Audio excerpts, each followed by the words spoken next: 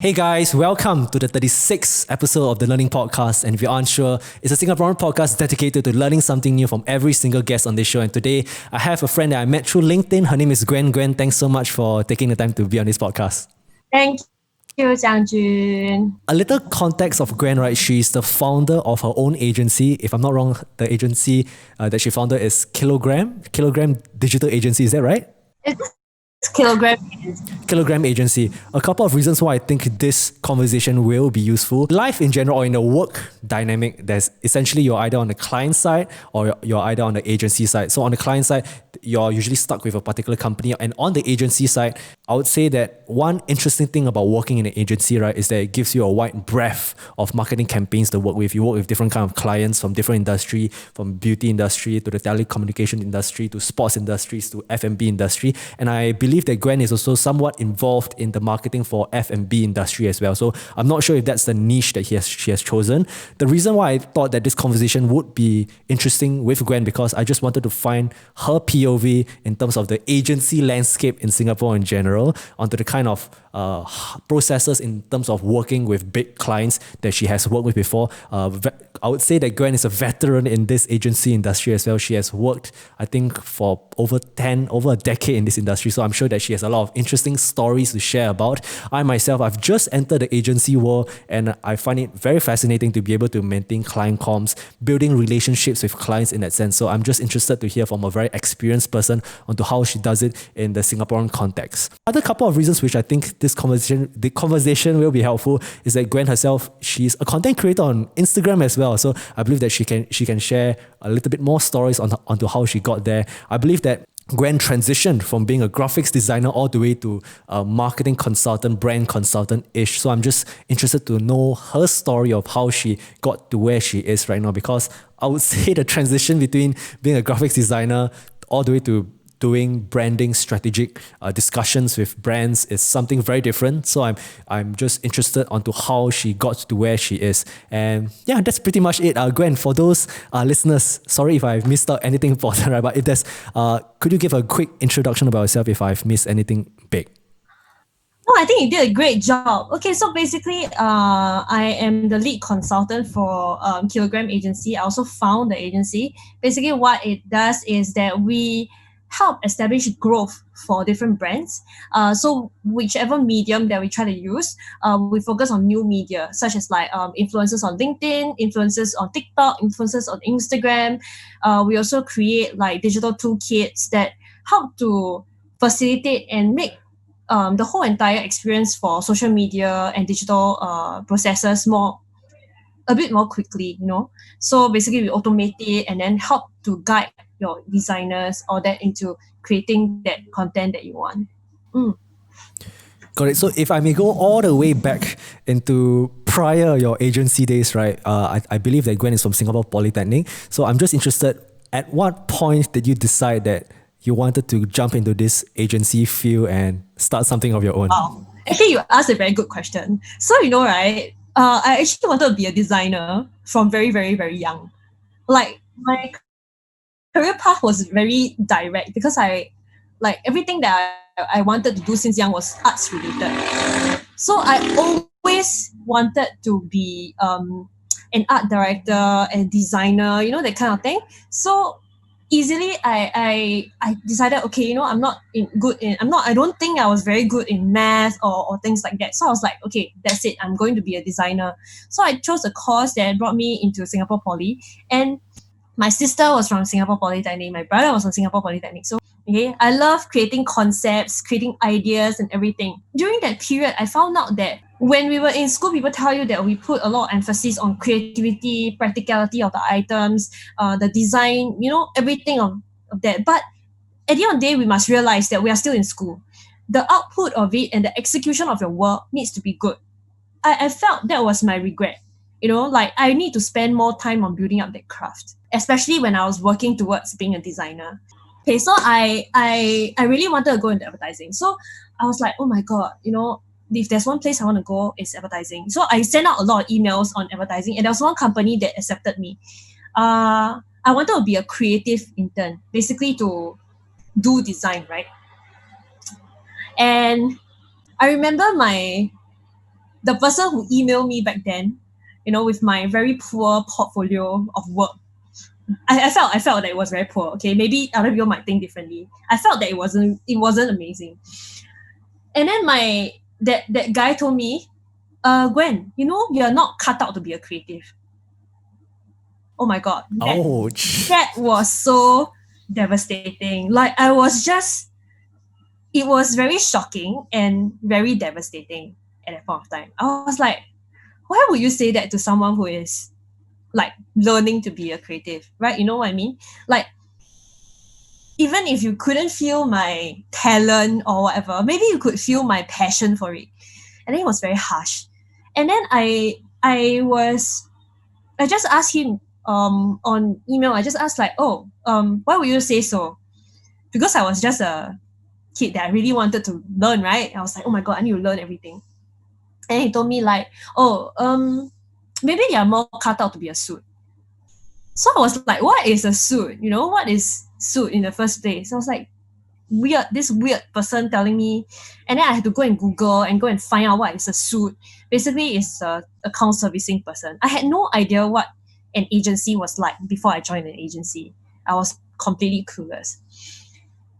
So that was very shocking. And okay, so I still went in as an intern, as a creative intern. I was like shooketh, like really shooketh. I was like, oh my god, what is everybody doing? Why is there like a creative? Why is there like a art director? And then there's a copywriter, then junior copywriter, then junior art director. And then I was like, what? Why do they do the same thing, but then it's called junior?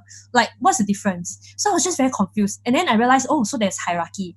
And then all of them reports to like a creative director. And then I asked, so how can I get to that seat? So I remember asking a person, how can I get to like the creative director or the art director seat? And then I asked a lot of people. I asked really a lot of people. I asked this very funny guy. They are very encouraging lah. So I think they saw my passion. So they told me, basically, you usually be a FA artist first. You just go inside, you do like the design, and then you become an FA artist. Firstly, there is also a junior FA artist. Then I was like, what? Okay. And then after you do a junior FA artist, then you become FA artist, then you become a junior art director. Then maybe if your work is good and you win some awards, then you become an art director. Then maybe a few more years when you earn like street cred and everything, then you become a creative director. Then I sat there, I just like shocked. I just like, huh? Did I plan my path wrongly? Like, why do I need so much time to become a creative director? I was just really, really, very, very taken aback. Then I realized that to be a good creative, then it suddenly all made sense to me. Why I wasn't performing at school, why the creative director told me I was not cut out to be a creative, and all that. It suddenly clicked. Because the concept of being a creative in a creative agency, for example, you need to be extremely good in your craft. Your design techniques, the Illustrator, the Photoshop, it needs to be perfect. It needs to be good. Okay, not just putting scams together and showing the concept. That was the idea that I didn't get before I graduated. So this brings me to the part why I was so adamant about going into a creative agency. So during my 3 years in poly, right, everything was just very strange. So we had so to be honest, I'm just going to put it on record. It's my opinion, right? So it was very strange because they have modules that teach you creative thinking, design concepts, and design thinking. And then there was what's that? Nude drawing, for example. So these concepts are things that you do when you're passionate about it. You naturally know. Some people naturally have it or don't have it. You know what I mean? You don't suddenly go into design thinking and you come out thinking absolutely differently. You need practice. So I realized that my practice was spent there. That I just sat there, I would just keep thinking and thinking and thinking, and I don't spend time doing the craft. So then I realized that then I have to pivot and do something that makes me excited to get up and do. Then I was really like I was not the teacher's pet lah. Not never lah. During poly, I was not the teacher's pet. I remember crying after my presentation, thinking, why is it so unfair? Why the teacher didn't think that I was putting in effort? I was putting in a lot of effort. Yeah, so I found out lah that maybe my craft wasn't good enough. So then during that period when I was really, really very down and out, right, like maybe design wasn't for me. Maybe creative wasn't for me. Maybe I'm not that creative after all. At a point of time, I didn't know what was happening. I just know that I felt like crap. So then I realized there was this thing called the Crowbar Awards. It was the advertising awards for like students, right? So my first concept in the first year, it was this, we were outside, all of us were just eating outside, doing like a sort of excursion kind of thing. And then at that point of time, I was thinking to myself, like, everybody's talking about like, creative agency and creative and all that. A lot of people like tend to smoke. So it was a theme that recurred in my life. And then I was like, I just stood there looking at this metal ashtray outside outside Raffles City. I still remember the exact spot that the idea hit me. I was looking at the metal concept. So I asked my friend, so what makes a good like concept? Don't know. I think maybe you can just put different things together, then it can be creative already ma. So I just stared very long at the ashtray. Then suddenly it has an image in my head. I was just imagining, right? What if somebody smokes and then they stuck the cigarette in the ashtray? So I was like, oh my god, it would be so disgusting if it's actually a mouth. So Okay. yeah, so okay. What happened was that I suddenly had the inspiration for my concept. I remember giving my teacher like both design ideas, two like ad ideas that I wanted to submit for Crowbar Awards, and he gave me a 3-second review to my work. He looked at my idea, okay, this one. Then I was like, oh, okay lor. Okay. Then I just took my thing and left. So I was not really I can understand why he didn't really spend much time with me. He's like, this person, like not really spending time on her craft and all that thing. So I was like very dismayed, but I just submitted anyway. And then I think the best decision I made was to submit that. I still remember using a very, very dying computer to bring to the submission. I remember each time I saved the file, it took like half an hour. So I slept in between my edits. I finally DI'd this ashtray, taking photos of my friend's teeth. So it's an ashtray. I can send you the file later or like show you later. It's an ashtray. It's a metal ashtray I took a picture of the exact ashtray that I wanted to use. And then I DI'd this teeth onto the ashtray. So it was a mouth. Like it's a mouth. And then the whole entire concept is that when you stub it, it will show you, how you stub your cigarettes at the corner of the ashtray and then you leave it there. So between the teeth is all yellow and black. And inside your mouth, your cavities and your mouth is all black. So that concept, okay, got me to become a finalist in the Crowbar Awards. And like, it was a big deal back then because everyone submitted and only less than 10 people get finalists for the thing. So I was like, so at first I went and then everybody released the results. Then I was just like, whatever. Then like won't have my chance. And then like my teacher decided, and the last person goes to, the typical drama scene. The last person goes to like me. Then I was like, huh? What? Then I said, basically, yeah, your ashtray got in. Then I was like, oh, okay. So then I managed to pair with one of my seniors to submit an idea for like a guerrilla event, guerrilla concept, that kind of thing. And then the concept is called Tarzan. I still remember like all the different random concepts. So the artwork that I submitted got finalists, and then the boot camp we got bronze. Then the next year I decided to submit again. This time because I know that I'm absolutely not as good. Okay, so like the whole entire experience of the craft, every time I save the work, it takes 30 minutes. So this time I did not submit like the final work. I submitted 3 scams. So it was a different idea. I remember one of it was basically a man with a dialogue box bookshelf on top, and the bottom is just borders. So basically, it's just speaking knowledge. That's it. So I think there was another concept. I can't remember what it was, to be honest. But basically, that scam also got into a finalist. So both scams got in. Two out of three, I think, as a finalist. Then I was like, like suddenly I felt like I don't feel such like a, I don't feel like a loser anymore. Like maybe Yeah. I should look at this space again. Then so then I went into the 24-hour challenge. So three of us, me, Nick, and this guy called Case. So three of us, we went into this 24-hour challenge.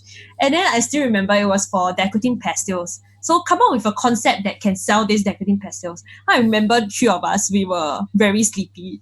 And we were the first team to go back and sleep. There were teams from NUS, NTU, LaSalle, NAFA, everybody.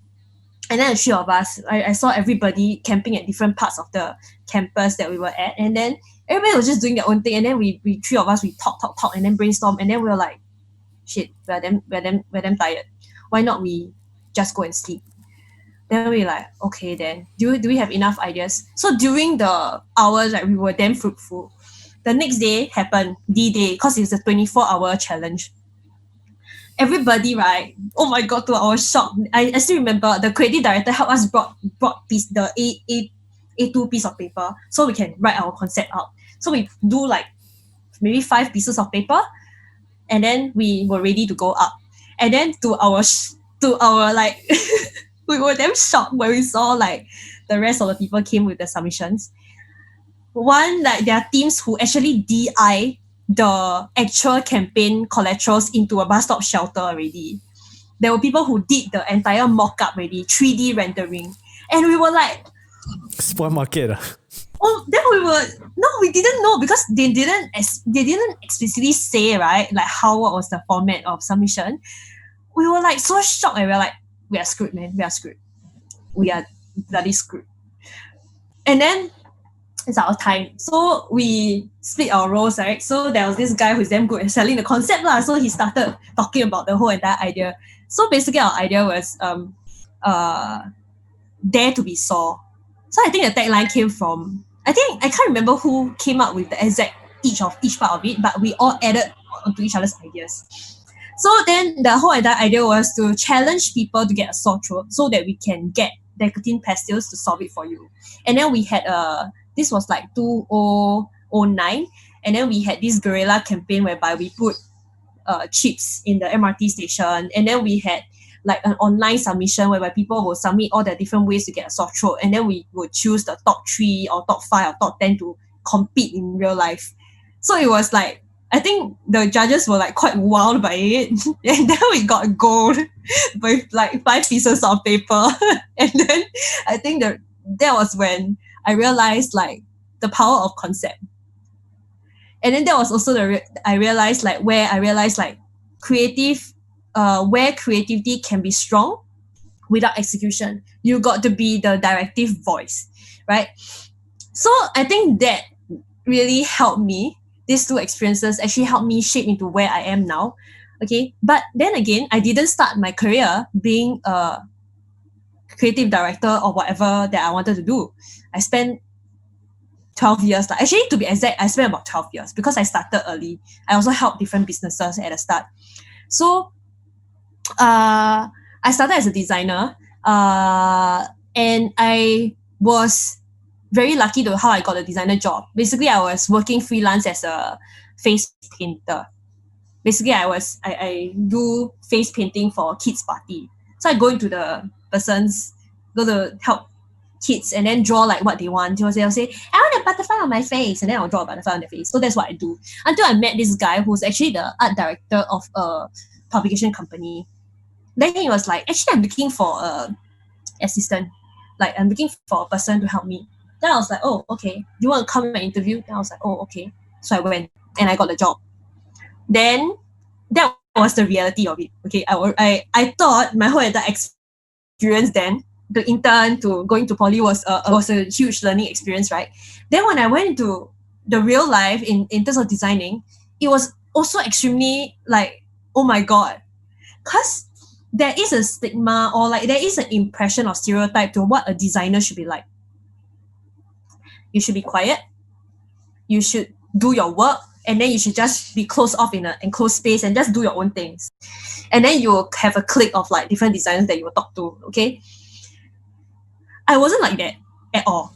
I talked to everybody. Like I talked to the editor, then I talked to other art directors, then I talked to the person next door, I talked to the person who sell me fishball noodles. I talked to everybody. And then it was to the point that like they were like, why are you a designer but you need to talk so much? Then I was very confused, right? Like why can't I talk so much? Then I thought, okay, never mind, that's what makes me different. Then I started wanting to do different things. So I pioneered like a new magazine column in my company's magazine, which is the teenage fashion. So I would go like in Cine Leisure and I would take photos of people who dress differently and I'll ask them about their experience. So then I'll make it into the column. And then I'll write about them. So it was very fun, to be honest. Then there was another part that I did was that I started creating all the social media sites for them. This is in 2009, about 2010. So this is like the starting of social media. A lot of people don't even have a Facebook account back then. So I created like all these pages, and then my boss asked me this question.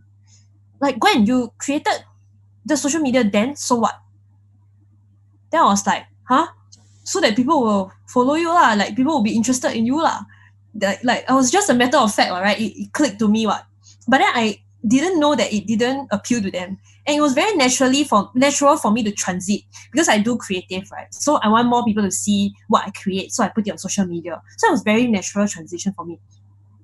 And then when they asked me the question, right, I just couldn't answer. And then they would ask me like, Gwen, why are you spending so much time on Twitter? And then to the point that they felt that it was a problem. They told me that like you can't use Twitter during work hours. You can't use Facebook during work hours. Then I was like, why? Like I'm doing my work. So it was it was so different back then. And I was just shocked. Like, so I can tell you like throughout my first few years, I was just constantly in shock. Like, huh? Why cannot? Huh? And then, then I thought, okay, maybe they didn't get me. Maybe I didn't know what's happening, So I decided, okay, it started to wear off. It started to make me very weary and tired. So then I decided, okay, I'll take a break. And then I quit my job. And then I went to find another job. And I went to a skate shop. I did the same thing, pioneered new things, create their social media, revamp their website, handle their... Okay, back then, we don't call it CRM. We just do email blasts. But now I can tell you that I handle the CRM, the communications, the branding, everything. Flyers, online banners, everything. And then that was when the same question dawned upon me, like, why do they want to do this? They just kept asking me, Gwen, you're wasting your time on things that doesn't bring in revenue. Can you stop doing it? I was like, why? But you that's how people know about you. If not, how do you get people to know about you? And then I realized that was one big problem. My communication sucked. Like I just didn't know how to explain myself. So that's a typical designer problem lah. Okay, that they can't explain it. So I then decided that I am not going to be doing things that are at the last of your funnel. Okay, just do the design and all that. Because firstly, what I wanted to do wasn't that. What I wanted to do was to create some new platforms for building differences and all that thing. Okay, so I decided that I need to work on my communication. So that was the start of changing the entire path. Okay, so long story short, I went to uni. I took a bachelor's of business marketing, because I realized I think that it would help me understand the jargon, the way, to present yourself better. And then I took up a sales job. It was like a horrifying sales job. What do you sell? I sell search engine marketing. So, okay, I have one rule that no matter what I do, I need to be revolving around creative stuff, marketing, events, things that actually sell a business. So that is what I really like to do. Okay, so I said that thing, and then I sold search engine marketing, and then an opportunity came for me to sell it, right? So I went out and sell it lor. But basically, I am not that good. Okay, so I there is two kinds of selling that you can do, right? There is the more aggressive sales tactic, where you go out and then you hit, and then you do the numbers game. And then there's the number two, the consultative selling method. You just tell people about. Can I just clarify in terms of selling it, were you like calling people or were you like visiting businesses that required SEM services? Oh my god. Okay, so we take like we really go everywhere. I would cold call, I would go door to knock, I would call and then follow a sales pitch that they crafted. Hi, I'm Gwen. I'm calling from blah blah blah company. And then will you have 5 minutes to talk to me? And then basically we are doing this. We are a Google certified company. Blah blah blah blah blah blah. Will you have 10 minutes next week? And then we will have a talk at your place. Blah blah blah. That kind of stuff. So it's a standard scripted calling technique. Okay, and then the increasing of the success rate is tweaking your tone of voice, tweaking certain words, and that. And I was just like, wow, I didn't know sales can be automated, right? Like to this point. I was just like, wow, like how? I can't do it. And I'm a very casual person. Like I would just say, hey, hello, like, this thing, that. And then like they just wanted me to follow a script. It was so difficult. It was really very hard. And I was still very shy. So my boss would sit beside me and say, Gwen, can you role play the script for me? And I sat there for 20 minutes not being able to talk. Because I came from a design background, right? So I was just very shy especially in front of my boss. So they started being very worried about me. So I went on and on and on. I do have sales, but I don't think it's amazing. Then during this period, that was when I realized different sales technique. So then I realized there's this other term called consultative sales, which is just having a chat with somebody. And then you just share your knowledge and people might be keen in doing something, right? It's just social selling, just normal, like if people are interested, then they'll come to you. So it never occurred to me that I had whatever selling technique or whatever. I just know that I couldn't sell and I didn't know why. And then I just kept going with my pitch and sales pitch over and over again. It didn't work. So after 1 year, I think we decided it's not going to work out. 1 year. Can I just clarify how high ticket this program is? Like, you earn based on commission, right? But this is a SEM agency that does like all the search engine AdWords for them. Like, how big was this? How big was like a particular contract? How did the agency charge the clients that you brought in? Okay. So it was a base fee and then like 20% on top of service fee on top of the deal. So usually people will spend about, okay, if you get very small businesses, they'll spend like 1,000 to 1,500 per month. But usually we are not, like, how do you even earn money from that amount, right? So we are usually asked to do it about like 3,000 per month.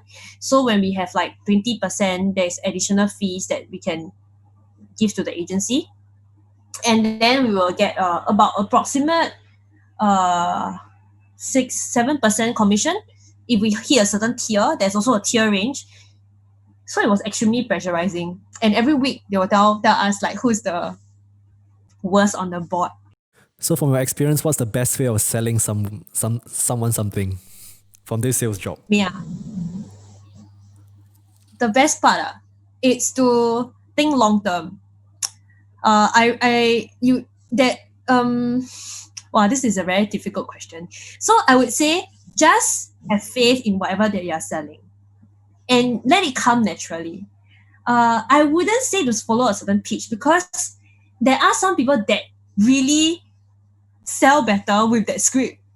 For someone who completely don't know anything, if I don't have a script, I would be clueless also, right?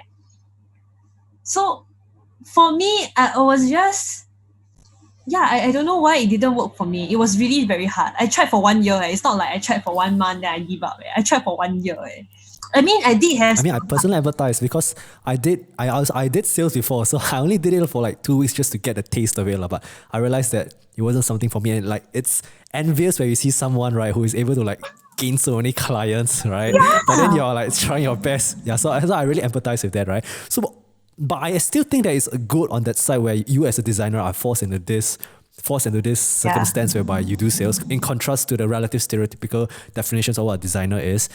From there, I'm sure it definitely made a difference into how you operated your agency and how you perhaps pitched on the clients, right? So moving on from the sales job, right?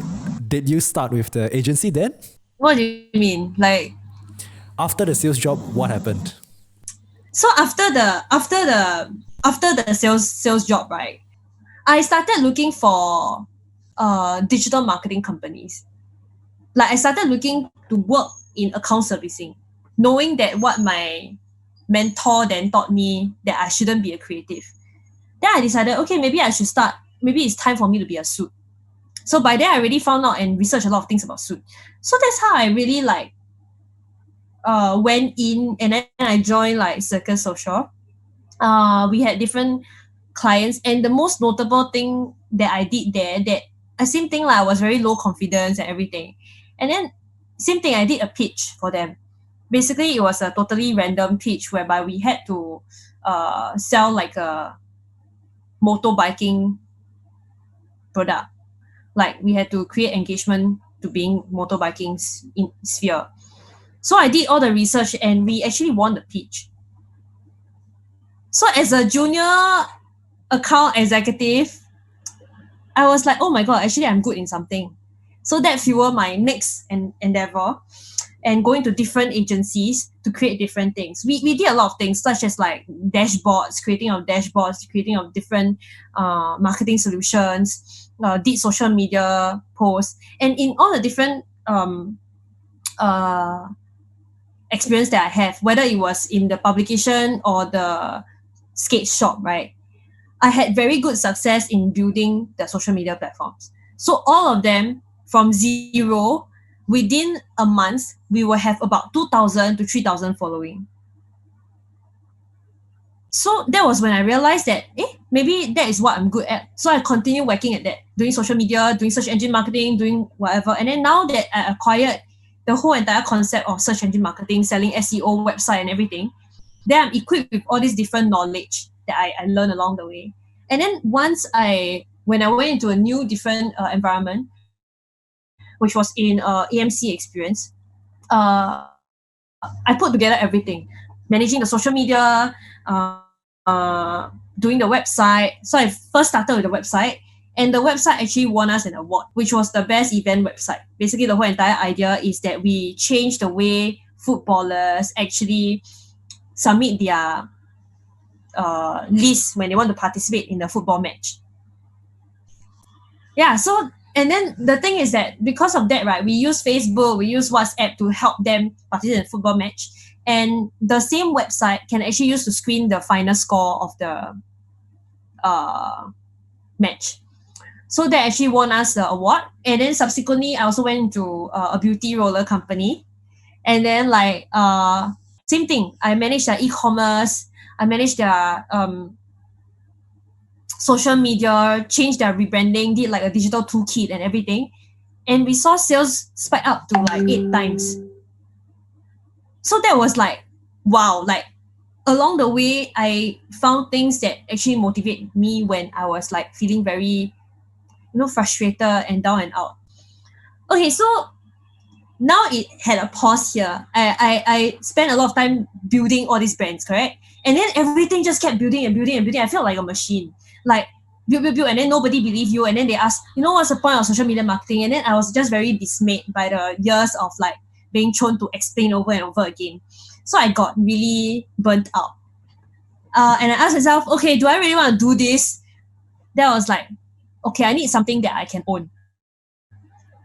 So I was like, what do I want to do now? Then during this time, right, it was very big. Everybody was being an influencer, Everybody wants to go online and then like earn money online. So I was like, everybody was going into, why you think influencers so easy to be, man? All the questions revolves around that.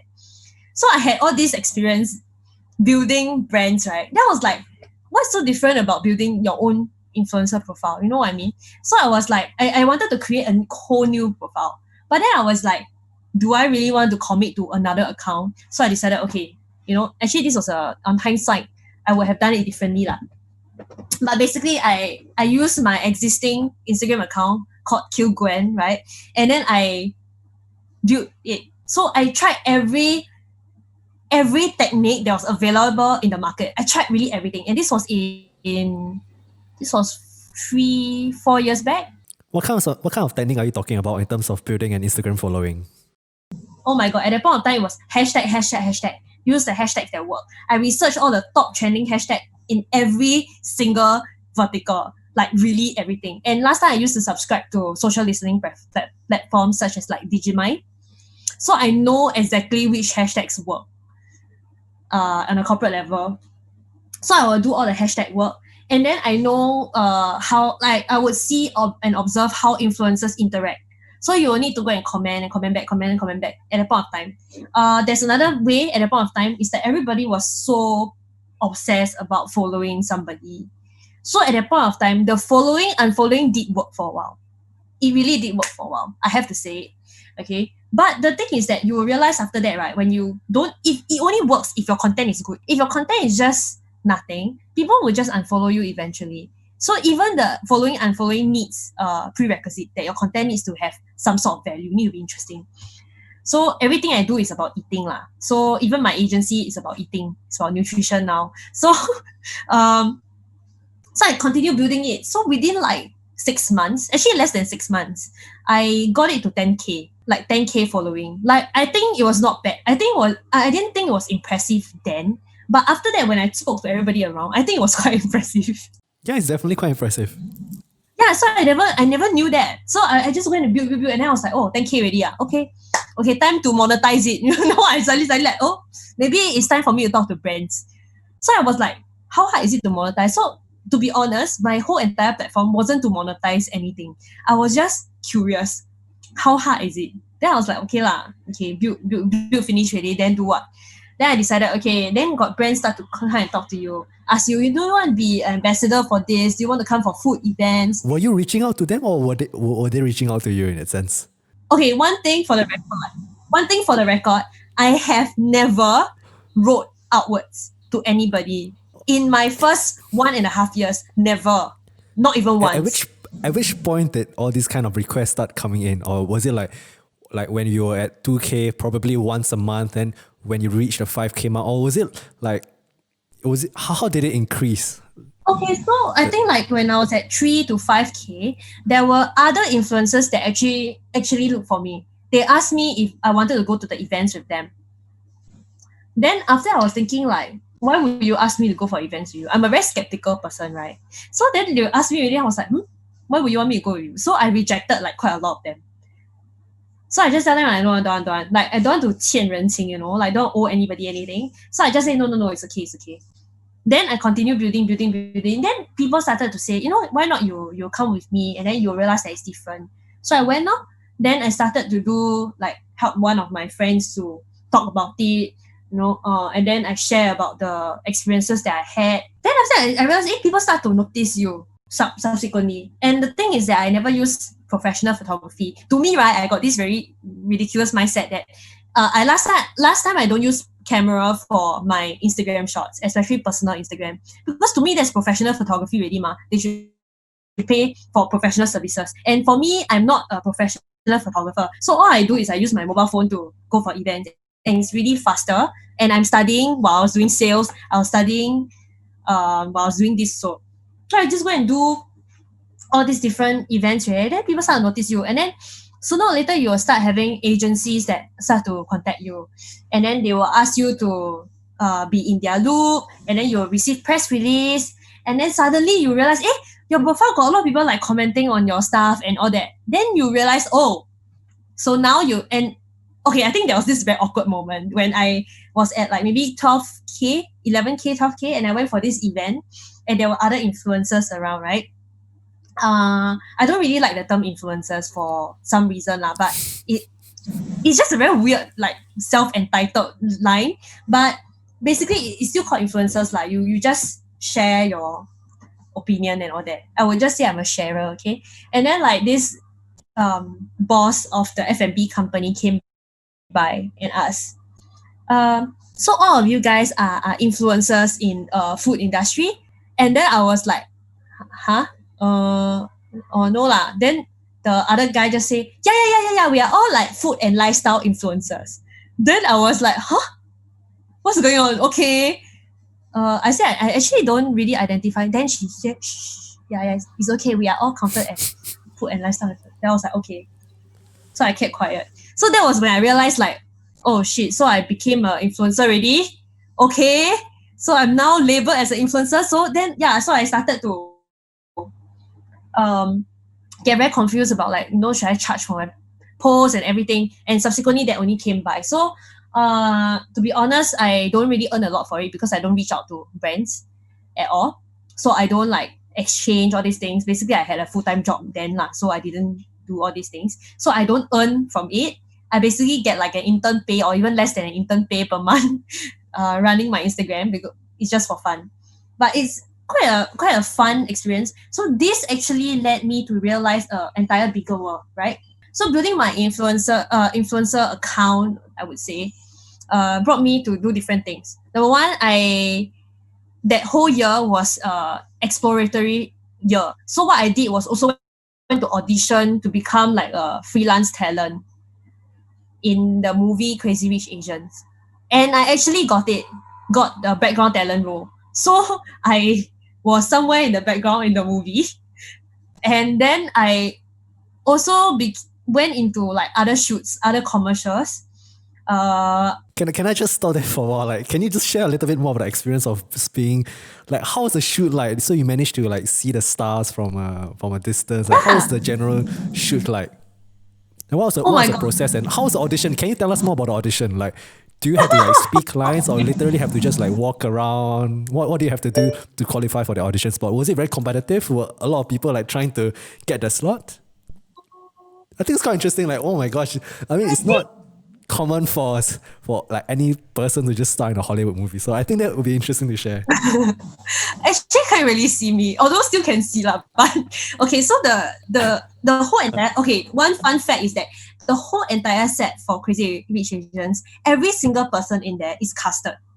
So every like random passerby that you see in the scene is casted. Okay. So another second thing is why that is the case is also because you have like A-listers in the show. You can't have random like people walking by and then, hey, can I take a picture with you? Michelle Yeoh, that kind of thing. So we work with a talent agency. So I saw that there was this casting call inside all the group chats and all that thing. My friend was like, hey, you are in an exploratory year, right? Why not you go and do this? Then okay lor, then I go and submit. Then they decided, when you can come for a fitting or a casting. So they initially gave me like a reporter role, which I don't know what it was, but I submitted my photos. I went to like the talent agency and then they take my photos and then they casted me for a reporter, which in the end I realized from some photos that I'm supposedly, at the scene whereby the cast will just walk up to the chapel and there are people taking photos outside. So you won't see your face. You won't see anything except for like your body and the camera. So I was like, okay lah, never mind lah. It doesn't matter. Even if it's that, I don't mind doing because then I get to see what it's like in a Hollywood movie, like how is it set up. So I still went for it. Then when I reached there for the fitting for the clothes, right? Then there was this guy, a more senior casting director. Then I walked in, then I went inside and then I took my photo. I said, reporter. Then they give me, okay, you go and change to these clothes. And then this casting director then stopped me and said, okay, I think this girl, why don't you put her in the church? Then I was like, huh? Why put me in the church? Then I was like, okay. Then they said, put her in the church scene, the wedding scene. Then I was like, okay. Then give her this gown, go and try. Then I go and try, then everything, and then came back. And then, oh yeah, your role is changed. You will be in the church. Then, okay. So I'm in the church. So after that, then I realized I kind of got upgraded. Okay. Because right, at least inside the church scene, right, you are seen to some extent. Very small, but you are still seen. So I found that I know a lot of talents from there and people from there, and it was amazing. Oh my god, I'm so glad to be in the church scene. I'm in all the wedding shoots, and that is the most high budget scenes. I'm in the Newton Circus, the Chimes, and the Marina Gardens by the Bay scene. Oh my god, the camera, right? It's like, you know how you have the camera like film to this area, and there's cameras like outside of the filming place, like just putting mics and everything all over the place. But the framing is just right, so you won't see the mic, and there's no reflection of the mic and everything. The whole entire chapel, the most amazing thing in the Chimes, right, was that because we shot all the way from afternoon like 2 plus until all the way until 3 a.m. And then we were inside. It was very long hours. And right, they had to make the light consistent. So at the window of the chapel, they put like this light shining in. So right, even at 2 a.m. at night, it still feels like it's dusk. I was just super impressed. It really looked, like how you in the morning you have that dusty thing, and then there's a light shining through, and then you see the dust flying, that. Yeah, Yep. that was throughout 12 hours of shoot. That scene is like controlled. It's just really amazing. And we were all like really shagged, but then all our makeup, and then we always look like the same. So it really made me realize like how much hard work it is behind it, and like all the plans that are in front of you to set up that scene. It was like perfect. It was like everything was there. No, nothing can go wrong, that kind of stuff. It was very impressive. And the director was just like, no, you see that person there, and then they can see everything. If somebody is trying to like 抢镜头, meaning like trying to take too much attention when he's a calefare, it will be spotted. Like, can you get that guy to stop smiling? Or like, can you get that guy to not like shake so much? Like, they will notice all these things. So the attention to detail was so great. And then they saw that I wasn't, like, for example, if let's say we were smiling or whatever, keep doing that, Gwen, keep doing that. Your casting director will tell you. So I was just like, whoa, they actually noticed. Then we were like, and then they noticed. So that was like an amazing thing. I also went on the set on the HBO one recently, the one that just got released. What's that? Westworld. The shoot at the near Esplanade. Yeah. Also quite similar. Same talent agency, and it was very impressive also. So the whole entire experience, like me and the people there, making sure that we eat, we go for breaks at the right time. It's just a really whole new level of work. And that really taught me a lot about coordinating videos and events. So that's why I say, leave the video for the people who are really best at it, because the last thing that you want is really a sloppy video. Unless you really can do the standard that the client wants, then you can do it. But if you can't do it, don't force yourself to go and create something subpar. Yeah, so that's what I really, really believe in. Yeah, so that led me to a whole new entire world of possibilities. And yeah, then I also get to do like videos with like Shout, like some of the companies that do content creation, and do some like dating variety show. So I do a lot of random things for fun. And yeah, I think then I realized that it's really all the possibilities are really up to you. And then recently I also did like use my Instagram account, right? Because Instagram won't last, like, it won't be like 10, 20 years down the road. You still have your own Instagram account that has got 20K following, that kind of stuff, So I want to use it I want to be able to do good, do something beneficial while it's still working. So what I did was that I tried to do an artwork. Basically, I did like a piece of painting, and then try to use my Instagram to get people to donate for a good cause. So recently, it's for the people who are stuck at home with their perpetrators, people who actually receive abuse at home.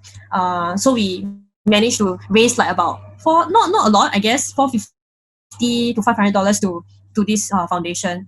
So I managed to paint and sell it for that amount . So that was quite fun. So the opportunities that come with it was really quite eye-opening. Actually, I was just a nobody. I was just somebody who likes to do marketing . It was fun. It was really, really very good. During then, I also learned a lot about speaking, having more confidence in myself, and all the work that I did. So all these things brings about the low confidence that I used to have, right? Then that prompted me to want to start my own agency, because I have a different point of view about how agencies should work. Like, the hierarchy of the thing that I've mentioned to you just now. There are some people who are extremely talented. They just need certain grooming. So putting them in a certain, this is just my belief, right? Everybody has different appetite and capabilities. So I want to be able to nurture these capabilities and make them into like superstars lah. Really, like people that really can produce. I had a really long journey to getting my confidence, to be able to explain myself. So I want to be able to help somebody get there faster and do more good in the society. If your passion is in marketing, then yeah, they can look for me, and then like we can see how we can work something out together. So I'm always looking for things that are new. For example, like currently everybody is looking at Instagram influencers. It's kind of like people are getting a bit like tired, I feel, to some extent. Okay. I won't say that marketers are looking at it being tired. I would say certain influencers are getting a bit dismayed due to the engagement levels. In terms of the content that's being produced, there are two kinds of content creators now, right? People who do even better. There are people who just, got a bit like dampening of the spirits because of the engagement. Like for me, I also feel the same thing. I don't need to create fake followers because I didn't do it for money. I didn't do it to look good anyway. So basically everything is just organic lah. My engagement from like 1,000 per photo, I can get the highest 1,000 per photo. My highest is now 300. So imagine this experience for a lot of influencers who actually went through that whole entire phase, much earlier than me, much earlier than a lot of people, right? It's very hurting to the pride. And can you imagine their content needs to get even better and even better, but yet the engagement doesn't. And now they have to pay money in order for people to see their content. So Instagram ads still work. Instagram influence still work, but you need to find people that are of the better affinity to your brand. So right now, I'm looking for also different channels that can bring out that value, right? Such as like TikTok. So currently, like I have companies that are working with me for TikTok content, creating of TikTok content. I can't really share the details, and I can't share the work that's done also because it's still PNC and it hasn't. I can't do any portfolio sharing here. Same goes for LinkedIn influencers. I would find like different people who are suitable for sharing to partner with my client. So this is also PNC because there's a lot of things going on. So where I'm going next is also looking at how the TikTok and LinkedIn space can actually complement the entire strategy. So talking about growth, it should not grow in just one platform. It should be cross platforms. So your entire strategy doesn't have to be limited to just, I can't find the people that I want. Do I go Facebook, Instagram? Both also don't have, then how? So we can always find new places to do it.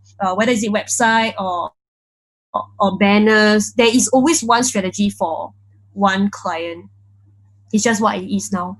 And for me, I also don't believe in like telling you, you need to have 6K before you can hire a growth marketer in your company. I don't really believe in that. I believe that growth marketing is a mentality. Okay, it's a mentality to be able to break things and fix it back again. Break certain rules and see whether you can get certain results. If it doesn't work, get back to what you're doing and make sure that loss is minimal. So that's what growth is to me. So in terms of growth marketing, I will find new ways, new tactics, new people that I can work with to grow this company. So it's accessible in the sense that my packages, even like what I'm doing, is customizable. So I don't tell you that if you only have $2,000, then you cannot do anything. Sorry, I give up on your company. No. So if you have 2K, then maybe we can take this money and do something small. Maybe in terms of, instead of doing that big marketing campaign that you want, maybe you do something practical, like changing up your CRM, changing your email blast, or do up 3 content piece and see how these 3 content piece work before we go into a new campaign. So there's always that flexibility, and that's what I really believe in when I was working as a client as well in a dairy company. So that is the dream. I want to be the dream agency that as a client I wanted to have. And everybody's dream is different. I want to talk to one person and make sure that person is knowledgeable, such as this. Is like, different people have different standards of what the ideal agency is like. But for me, I believe that right now the lead consultant is me, because the person that the agency speak to needs to be knowledgeable in the space that you're at. Not like put somebody else already and then tell the person like, sorry, I need to check first. Then I tell you, like if you keep doing that, you lose the trust with the client. Yeah. So that is one thing that I really have to emphasize, that I really want to establish accessibility and collaborative lah. And also explain things in a way that your client understand. Because my experience last time was that when I explain things to my bosses, they don't understand, right? So it has become my core that I need to explain it in a way that they will get it. So very layman. Like I learned this from my search engine marketing company lah. Like doing search engine paid marketing is like topping up your EasyLink card. Okay, you top up one day $30. You can tap how many times you want. Okay, each time you go to a different place, it's a different amount, but each time you tap. So if you never use it, you can roll over to the next day. So it helped to explain to all the smaller business owners how to use all these things. So in every single place, all the little things that you learn, try and make the best out of it. Yeah. Okay, Ken, you've given a lot of context, right? I really think that your journey in terms of like, it's not really a direct path. Like you're going through so many different kind of experiences, but I really think that eventually it did really help into forming your perspective of how you can best serve your clients, right? In terms of right now, in terms of the client work that you do right now, you talk about being the best agency for your clients, right?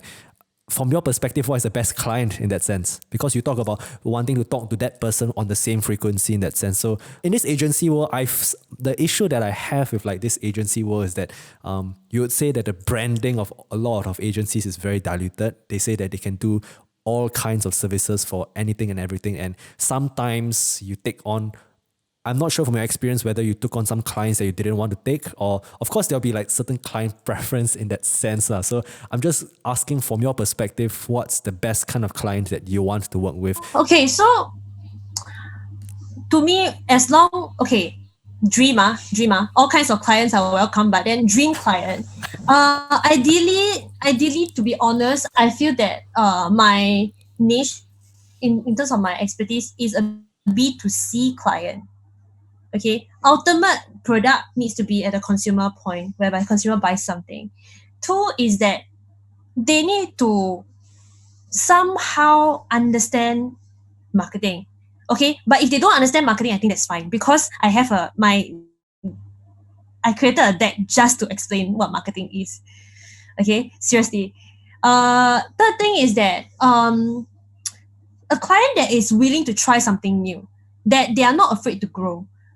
So to be honest, a lot of startups, tech startups, or even not startups, but small enterprises, medium enterprises, right? Or even a new team within a big corporate company, okay? Something that they want to try, something different.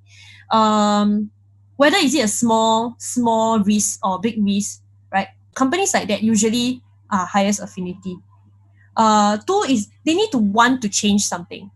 Okay, if they think that they have been doing something for the past 10 years and it has been working for them, usually it doesn't really gel as well.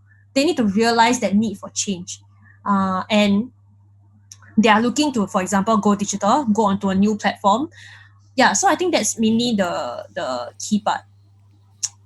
Can I ask, in terms of your experience, in terms of trying to convince clients that are, because you talk about like them wanting to have change, right? So at least from my experience, sometimes it's a little difficult to convince clients that they need to do things a certain way in that sense. So two schools of thought. Some people think that you shouldn't try to convince people that you cannot convince, or you should try your very best. What's your take on that in terms of liaising with clients for so many years, right? What's your thoughts on this? I would say share. Like for me, I don't believe in selling too much. I would say share. I would just tell them this is the best practice. This is what happened, and this is what we do to see certain results. And then what's your say? If they say that they are willing to try something new, then okay, you can go ahead and convince them further. But if they were like, no, I've done this for 10 years, it's worked. Like you need, I know that I need change, but it's worked for me, especially in this particular way.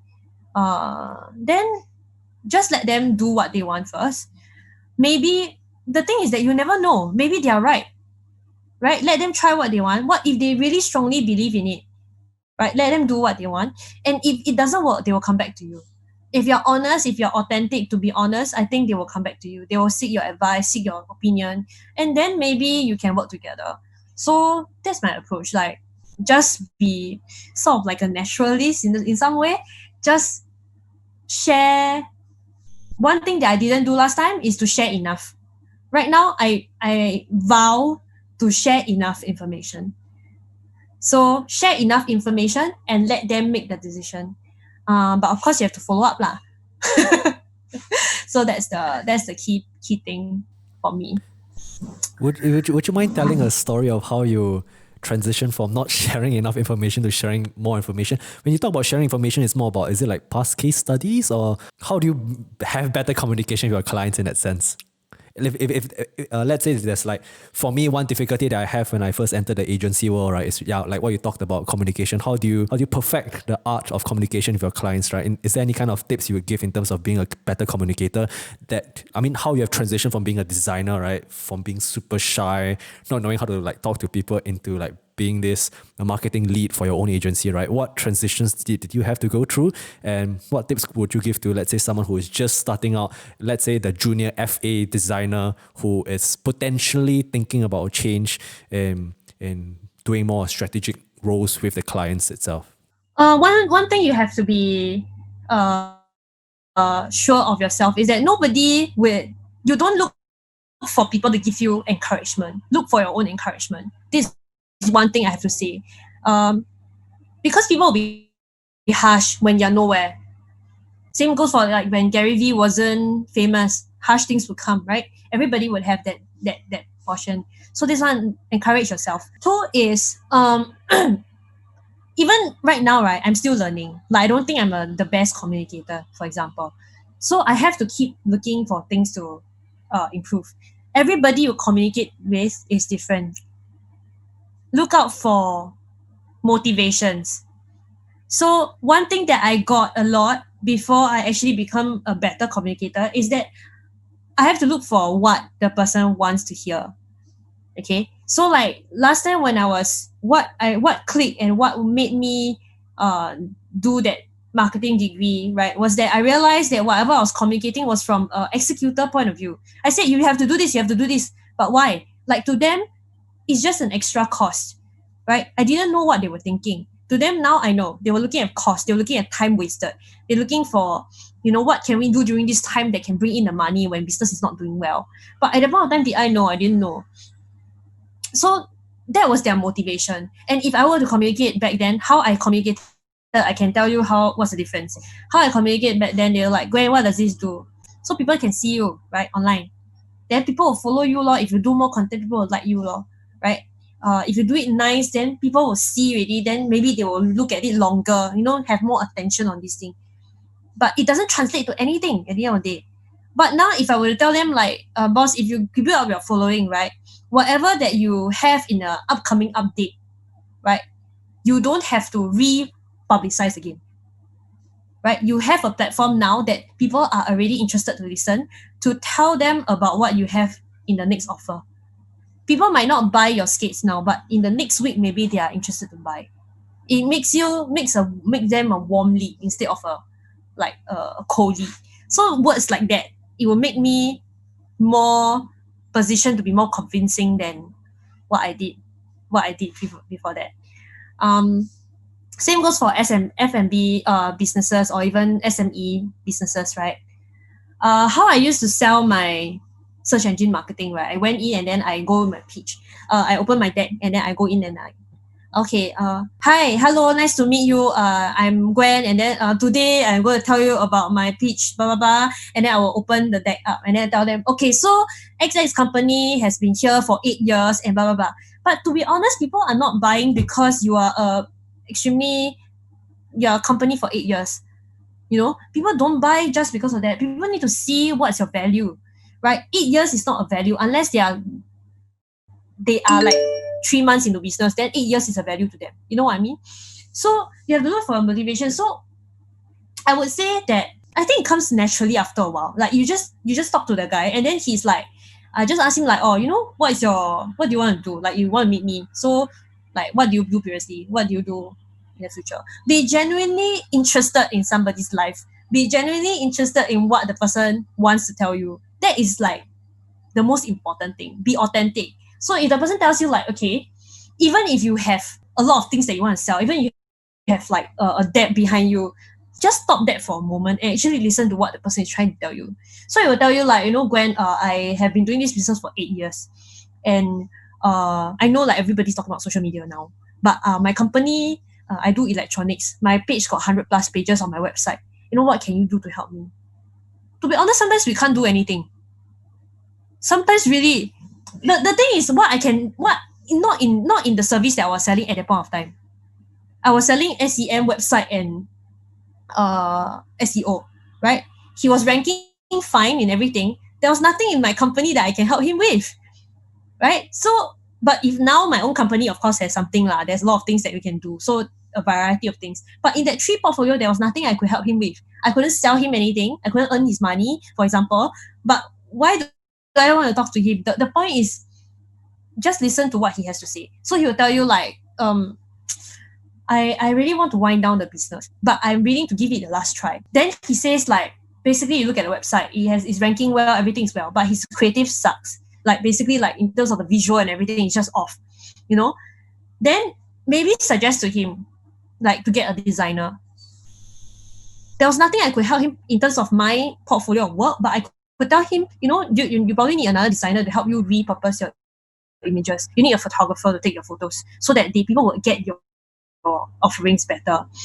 Try to maybe rewrite who your target audience is at the end of the day, right? Like you are selling electronics, your company is probably not going to be the student, for example. You probably need to look at construction websites, construction or whatever. And probably if you want to do search engine marketing, you have to do it very niche. You can do it yourself. You wouldn't need a $3,000 per month thing. Maybe you need to customize it to a certain way.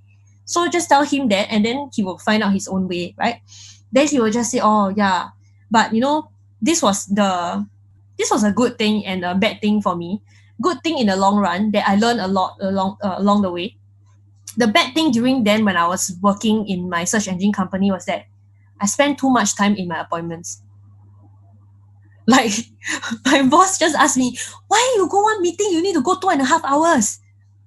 Yeah, so so then I had to cut down meeting that. Then that's why I realized that the affinity wasn't there, that I just really want to hear the stories and then help him. But then every day was money to my boss. So not that my boss is wrong, it's just that to him it's a payroll, You want to do this kind of thing, you do it on your own free time lah. You taking my time to go and do all these things. So on hindsight, that's my mistake, and I need to learn from it. So look at it from different point of view. There is always a point of view that we are always lacking. So if you cannot convince somebody, then maybe was another way that we could communicate it better. And always learn from mistakes. If you are too harsh, too mean, then apologize the next day, or apologize when you realize it. The person might not accept it, but at least you know that you have done your part in what you have to do. So I don't really have a horrible client. Like I really don't have it. Like it was hard to manage, but it was not horrible. But the toughest clients to manage is when they are not clear with their requests and they are not sure what they actually eventually want to do. So it takes a lot of levels of unclear to reach a point of unbearable. Objective unclear, direction unclear, execution unclear, who's doing what unclear. So it takes a lot of unclear to make it very horrible. I would give one advice to people who enter the agency world or anything new in general. Okay, it's a harsh place. Brace yourself. Okay, like for me, I'm just a very direct and uppity person sometimes. But I also have my down times when people tell me certain things that I couldn't face. But not everybody is like that. I also know there are people who are more affected by it. So, but if you want to go into anything new, brace yourself. But it's a good learning experience. Trust in the process. Trust in whatever you're gonna do is gonna work out, right? Be courageous lah. Like I would tell my younger self to be more courageous and have more real confidence. It's not just talking to people. There's always a self-confidence that you with yourself, you are at 100%. You are very confident when you are with yourself. But once you face somebody else, your confidence can go to zero. You know what I mean? That's me. Like when I was at home doing my art, I'm very confident, right? I'm happy, and then my only benchmark is myself. I learn as I go along, you know. But when you're faced the world, you're faced with all kinds of people who are like level 100 on a game, right? Or people who are level 1 on a game. You have to learn to be patient to the level 1 and learn to how to work with the one in the level 100. That's what I'm also learning. Maybe now we all have to expand our skill to have a bigger heart for people weaker and have a bigger heart to people that are really there. The journey you will never know, right? So we have to learn to appreciate what they have to offer. Got it. Thanks so much for sharing, right? Okay, so I know we have gone on for quite a while on this podcast, right? Ending of this segment, right? I'm just curious to know in terms of the best advice you have ever received in your whole agency, because like you start off with your story about your I think your internship boss, which told you that you're not a creative person. Technically, I mean, looking on hindsight, connecting the dots back all together, right? I mean, from my perspective, as the first time, as hearing this for the first time, I think it would be a gift lah. But I would imagine at that exact point of time, it would be like a nightmare to a design student who is in Polytechnic lah. But not to be long with it here, right? I'm just very curious to know obviously you have been through so much, right? But in terms of the best advice you have received in the agency world, what would it be? I think I would go with two, which kind of like can contradict each other. One is sometimes you don't know what exactly is going to come, right? Okay, so the first one is to be prepared. Be prepared. Like it's very simple. Later I'll explain a bit of why. Two is while being prepared, you might not know what's going to happen next. So take it as it comes. Okay, so in the agency world, there's always this term called swimming. Okay, so it doesn't matter you don't know. You throw you in a corner, throw that girl in a corner and let the person swim. Okay, I wouldn't say it this way. I don't agree with it because I feel that that's very cruel. But I can see why they say it and why that is important. Because it makes them realize that sometimes you can't anticipate everything. It makes them realize that when you are really at the part that you are desperate to survive, the best things comes out of it. Sometimes it's cruel, is that way. Okay, so but the thing is be prepared also. There was one time I was not prepared. There was one I always believe in being prepared to some extent, even if you are not like whatever, like have a mind to be prepared, have like questions that you know you're going to be asked, have certain things that you're going to ask, but still things might go differently. Okay, but the be prepared part, there was once I went for an interview. I was working in an agency. I OT a lot, and I was looking for a new job. I was also, because I'm studying part-time, so after work I go and study part-time. So then basically there was this very nice guy who connected me with his friend who is working in another agency and say that, oh, you know, they have a very good job back there and then they are servicing this particular client, so why not you go and try it out. I was at work and I planned that this day at 3 p.m. I'm going to leave the office, go for the interview and come back. Okay. And then I got OT. Like there and then. So I worked until the very, very, very, very last minute for 3 consecutive days. And they only told me about the interview, like, say, oh, just go like tomorrow, they are already hiring already. So I was very desperate to go, you know. So basically all the odds were like, okay, I have no time. And then I had school. So I went to the interview. I said, okay, what's the worst that can happen? I don't get the job. So I still went anyway because I didn't want to disappear from the interview. That's even worse, right? So I went. Oh my God. I didn't have enough sleep. I didn't read up clearly on the client. I know who the client was, but I didn't read up clearly. I was totally, absolutely like unprepared. And I think I had she was very sharp lah. The interview was very, very sharp. So she asked me questions, right? That I was like, oh gosh, very scared to answer. So she asked me like, okay, why are you here? And then like, do you know the client? Tell me 3 things about the client. And then she asked me. So I shared my experience, and I said like, and I was quite young lah, so I didn't really know where exactly I want to go next also, or like what kind of roles. And I was just like, anything comes, and then I will just try. But on hindsight, I should have prepared like what I wanted to do lah, at least. And then she asked me what did I want to do. Then I said, I'm not sure, like somewhere between the creative and the client servicing, blah, blah, blah. I don't know what the hell I said lah. But basically, I was just like all over the place. It was just a bit like unsure. And then she asked me, so what exactly do you want to do? Then I was just like, huh? But I came here not knowing that. In my heart, I was like, I didn't know what you're going to offer me anyway. I just came and then like wanted to explore. And then I was just very taken aback. And then she really got very, very angry. And then the whole entire room was like cold. And there were like 6, 7 people in there. And it was very, very unbearable.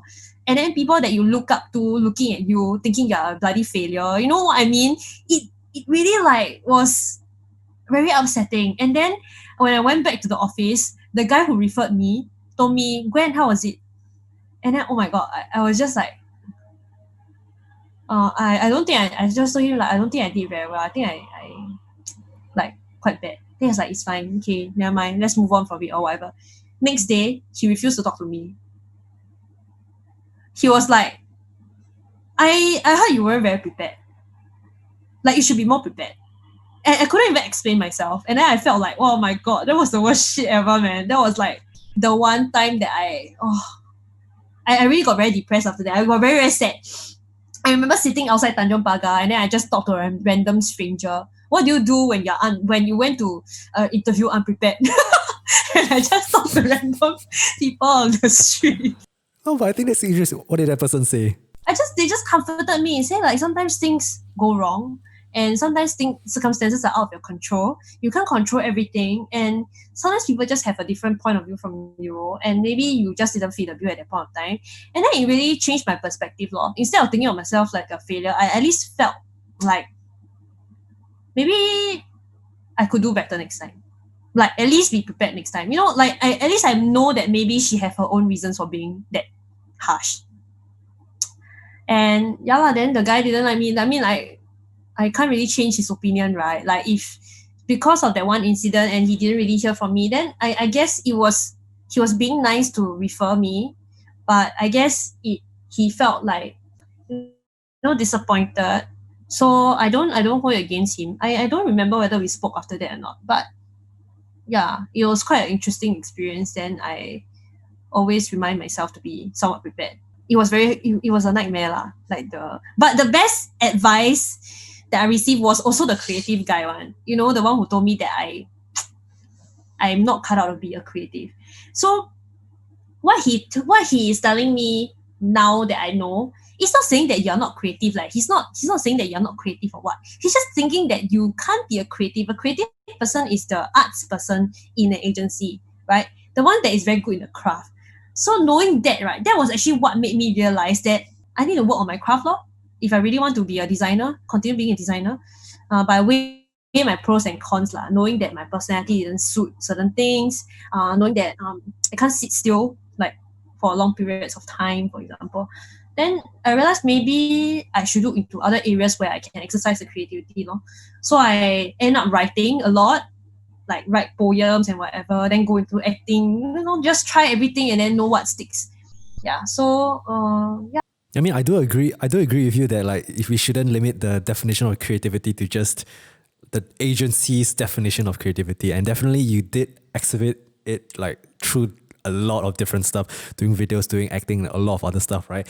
Can I move on, right? What is the very worst advice you have ever received in your career?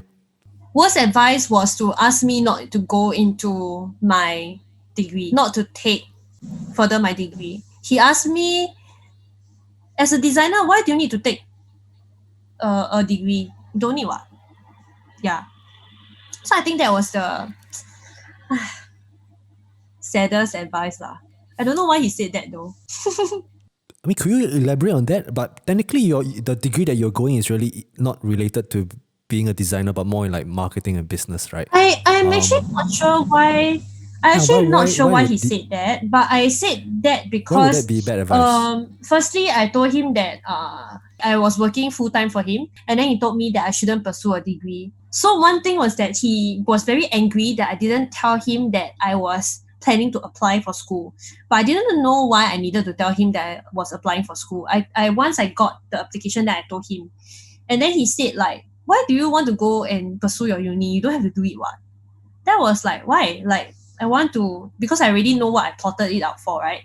So he decided that because you do marketing, a lot of people don't have degree what? Why do you need to have a degree? Then I was like, I didn't really want a degree just for the sake of wanting a degree. I wanted to learn a lot of things, but I didn't explain to him. Like, he just said, tell me that, why don't you just stay here in this company and continue working for me? Just don't go for your part-time education. So it was weird lah. Yeah. I guess maybe he just wanted me to continue contributing to the company in a way. Yeah. Not sure why though. Like I'm still very baffled by it, but like we're on okay terms. I still like occasionally he did message me and ask me some stuff, but I still don't know why he actually said that. But I didn't heed his advice lah. Yeah, because that's I think quite a Got it. So in terms of branching to something new, would it be a recommendation to say not shy away from really going for that further education if it's necessary? Yeah, know what you want. Like know why you want to do it. I thought for like 1 to 2 years before actually settling on marketing as a degree. Like when people would spend like 1 week. So it's in the details lah. The success is in the details. Really, your effort and your path is in the details. The thinking that you do in your everyday life is the part that will help you to bring you to the next level. Not what you actually eventually do. Is the thought behind it as well. So, but of course, you don't think really, then don't do lah. Then that is counterproductive. Yeah. So spend enough thought, but do it. Okay, got it. 1 year from now, what tangible things do you want to happen that will make it the best year for your life? 1 year from now, I set a goal this year to achieve like a typical business goal lah, which is to achieve 300K in the first year of operating, right? 300K in terms of revenue, or like revenue, and then COVID happened, so it's quite hard to think of what's the best year of my life now. But if now I can still achieve my goal, it will be good.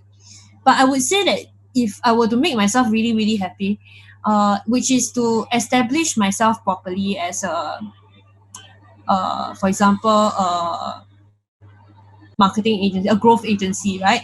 Whereby known to do good work. I just want to be able to show that my work is good, right? It's not just talking about it, because everybody can talk. I want to be able to show it and be able to actually use that to garner in maybe about 300 to 500K in revenue. But I think the revenue is secondary if you actually can produce good work and know how to price it, right? And another part is I have other things that are upcoming, like besides going into TikTok and maybe LinkedIn influencer areas. I am planning other stuff that I'm hoping to do. So I hope that those will a bit PNC lah. But if you follow me, continue to see my stuff, then you will know in the future what's gonna happen. And hopefully those things can actualize. Like it has been something that has been on my mind and wanted to do since I was in uni. It's been like 6 years now. So I really want to be able to do it, and I recently just got the courage to do it. I really want to hope that I can make this happen. Yeah.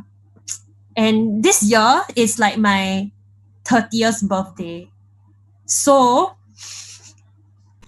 I have a lot of dreams initially to want to achieve it by this year. But it's not gonna happen, then oh well. I mean, even if you plan it, then things might fail, right? Like what I mentioned. So at the end of the day, we have to brace ourselves and make sure that we can keep up and get the best out of it. Just get the best out of it. Got it. Thanks a lot. Thanks a lot for sharing. I think I'll definitely be linking all your like profiles, your marketing agency, the activities that you guys do. I'm sure there's a lot of past interesting case studies that you have done. I'll definitely link up in the video description, and hopefully people will check out your LinkedIn in the future to be able to check out what interesting this project you're currently working with clients with. I think it's I'm a little bit sad that you aren't able to share, but of course I understand, because from an agency perspective, you need to have that confidentiality, right? But okay, if there's anyone that's interested to reach out to you in terms of learning from you in the agency space, right? I know you've discussed a lot of things in terms of your journey of how you enter the agency space. I really think it will be useful for someone who's in the creative space, who is thinking of doing like strategy or even accounts management, because I do agree with you that like sometimes I personally, I've met creatives myself. I mean, you talk about being super good at your craft, right? And it's just natural for some of us not to be like super duper good. So you manifest that imperfection in different kind of ways. And I really do think like if people were to start their agent, particularly for creatives, I would say if they were to start their journey in the agency, and not to be shy away from just pivoting away from different career paths, I think it would be very interesting. So again, how do people reach out to you if they're interested to learn more from you? I think number one, you can just drop me a LinkedIn and tell me like, you want to hear my story, or maybe you want to know how to pivot. I can definitely do it. So I'm very open to like teaching or coaching or sharing. I'm very open. And then just drop me a message lah. It's fine. Like you can catch me on LinkedIn, WhatsApp, Instagram, whichever. I'm like accessible to all. But drop me on one only, not all, okay? Because they have to check all 3 platforms at once. You'll have different replies at different timing, because I check them on different windows in my day. Got it. Thanks so much. I'll follow up with you on some of the creatives that you did early on, like the creative that you submitted for the competition that really made a difference, right? I really think it'll be useful to really document everything. And Gwen, thanks so much for joining me in this podcast, and hope to see you soon, perhaps in real life, I guess. Yeah, then you'll hear more of my stories. The thing that I've learned about really talking with people is that really there's a story behind every face lah. So I really like, through this kind of conversations, I'm just very interested to find out how people have got to where they are from their past, in a sense, because like when you look at someone like you who has created your own agency, right, or you're like sometimes for me as like a very fresh person in this industry, it seems like that's something that's unattainable in that sense. And to know your journey and of how it like really just went all around the place and ended up to where you are, it might be comforting to some. And I would say that it has made me to be more accepting that this journey is not really just one straight line up, which is what most people might think. So really thanks so much for sharing on this, and I'll get back to you once I edited this. And is there any last thoughts that you want to share with the audiences on this podcast? No, but I want to thank you for sharing this, having this space for me to share. And I wish I had something like that, like having this hunger and appetite and passion to want to do this, because I always wanted to hear about other people's journey. And I love hearing about other people's journey also. Because of that, that's why I'm so willing to share also, right? So I thank you so much for this, because then I can hear about other people's experiences. Maybe you'll inspire me to do something. Yes, definitely. You never know. My personal belief is that everyone should have a podcast, but I'll create a separate podcast episode on that. But Gwen, thanks so much for joining me on this podcast, and hope to see you soon on this podcast. Thank you so much. Thanks so much.